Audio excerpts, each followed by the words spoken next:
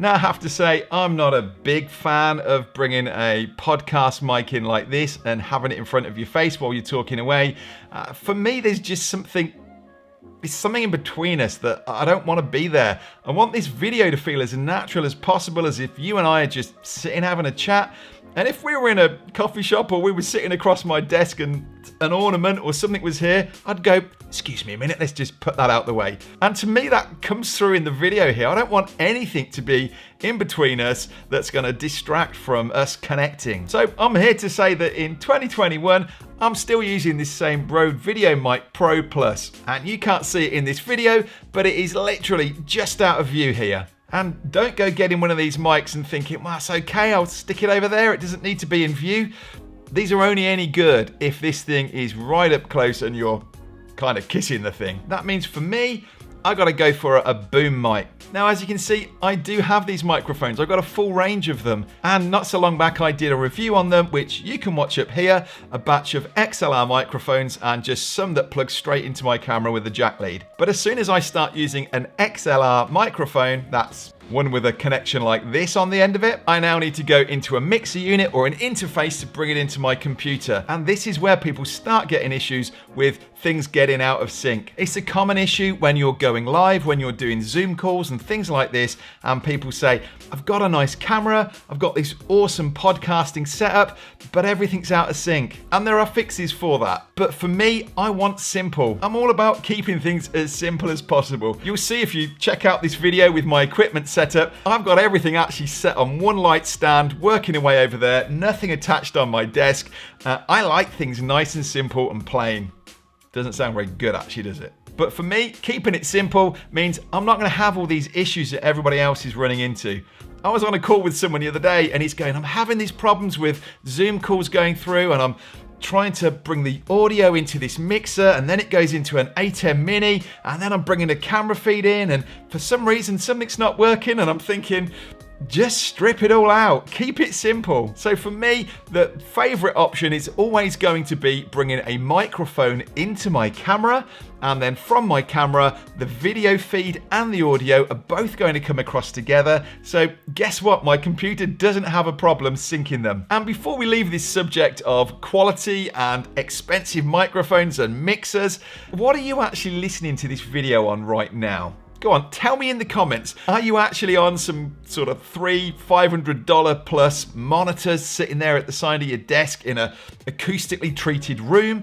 Or are you probably just on a pair of AirPods or listening on your MacBook Pro speakers? Because honestly, we can put all this attention and effort into getting the best, richest radio sound in our voice, and actually someone's listening to it on a pair of speakers while they're walking around or doing something else, and they can't even hear this difference. Sometimes I think it's all about us as creators wanting to sound like DJs with our voices, and actually if we gave a lot of time and thought to it, our audience aren't actually that interested.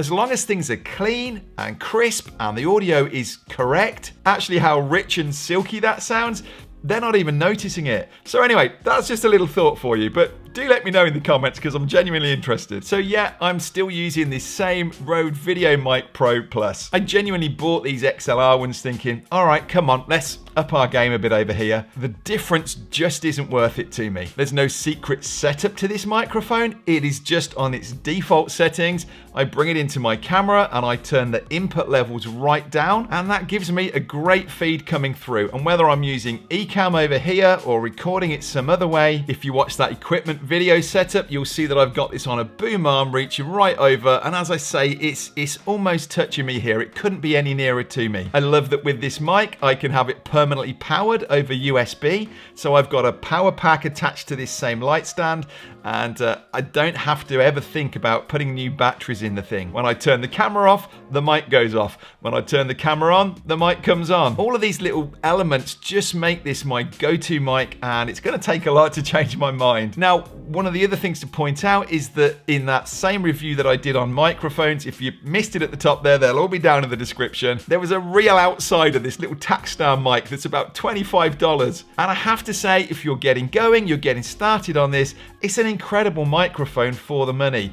Do check it out. Listen to it alongside these high-end XLR microphones, and actually depending on the device that you're on, you probably won't even spot much of a difference. A little bit tinnier, but not bad at all. So I think way more important for you to invest in your camera, getting all this set up, getting a really nice sharp shot coming through, and if a $25 Takstar mic that will plug into your camera, feed across a cam link and give you a great result is the better option, then absolutely go for that. It's on my equipment list, which again is linked below. If you want to upgrade that, then this one right here, it's more like $250, so it's actually 10 times the price of it, but it's eliminated the need for me for any mixers or input devices. I'm not going to have issues with synchronizing. It's all going to come through the one. Yeah, you get it. I'm still loving it.